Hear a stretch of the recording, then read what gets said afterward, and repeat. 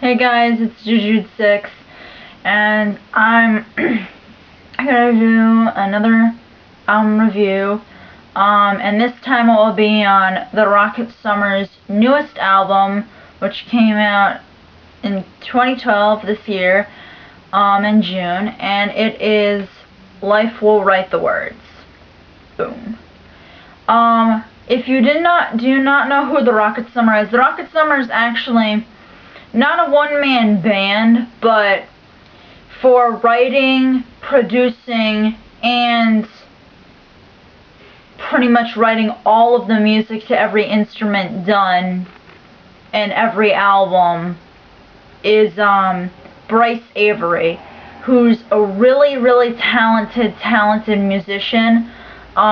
He's come out with a bunch of albums before, and this album is on AV8 Records, and I was like looking at the booklet and everything, and I was really like surprised. Like, it says that he produced the album, he wrote all the lyrics, he did all of the music in the studio for everything, and wrote all of that, and he plays live.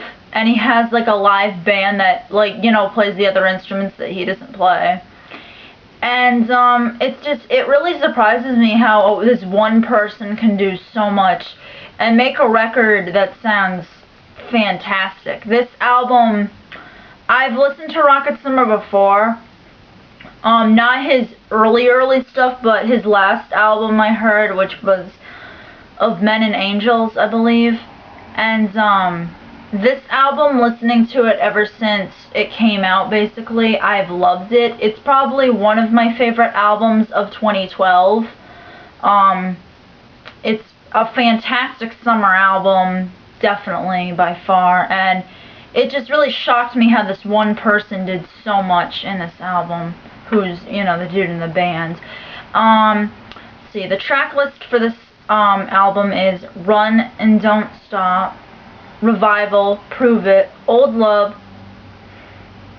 200,000, Just for a Moment, Forget Who You Are, Circa 46, Underrated, Soldiers, The Rescuing Type, Scrapbook, and Ashes Made of Spades. Now this album has a great mixture of some really soft, really poetic, heartfelt songs, such as probably Soldiers, Scrapbook's a good one. Those two mainly are the most heartfelt and the slowest tracks. Soldiers is just a straight up acoustic song, and it really reflects Bryce's Christianity, because the majority of the songs on here do reflect his Christianity, and I'm a Christian too, so I enjoy listening to this music. Scrapbook is a great song that talks about his past, his childhood, people that he met, his family. The piano in it is pretty much driven throughout the whole song, and it's very subtle and depressing, as well as the lyrics, of course, but it's definitely hands down one of my favorite songs on the whole album. Now also some really upbeat songs on this album, which there are a lot, is probably the most upbeat on this album are Run and Don't Stop, Revival, probably 200,000, and The Rescuing Type. Those songs I think are the most fast-paced. There's a lot of upbeat tracks on this album. The one I think people would enjoy the most on this album is probably 200,000, because it's one of the most easiest songs to listen to that's unique. It has a really cool piano part in the beginning with a really cool drum groove, and the chorus is very, like, has it very rhymey, which makes, like a lot of choruses, if they're rhymey, they're catchy. And this definitely works out with itself. So, it's probably the most likable song on the album, if not the likable song on the album. And also there's a ton of tracks on here that really show Bryce's wide vocal range. He has a terrific vocal range, and it's really shown out probably in Old Love, which is one of my favorite songs as well. Circa 46, Underrated, and probably Ashes Made of Spades. Those songs, his vocal range is not in one place. It really shows like how well he can sing in each one of those songs.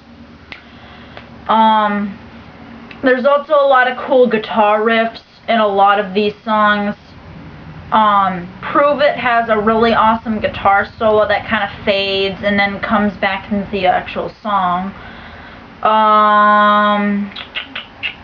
Underrated has great guitar lyrics, and this is why the song, great guitar riffs, and this is why it's one of my favorite songs. Love Underrated. Other good guitar riffs are oh, Ashes Made of Spades. Ashes Made of Spades is the last song on the album, and I'm kind of glad that it is, because it's actually the most unique song on the album. Just how the guitar plays in, giving off this unique vibe and tone. It sounds completely different than any other song he's ever really done. But I love all of the tracks on this album. He gives a great variety. There's nothing on here I hate. It's, like I said, it's a great summer album. The majority of songs on here are really energetic. They talk about life in general. They talk about the past. They talk about good times, bad times. It's just so summery and very, like, good, I guess.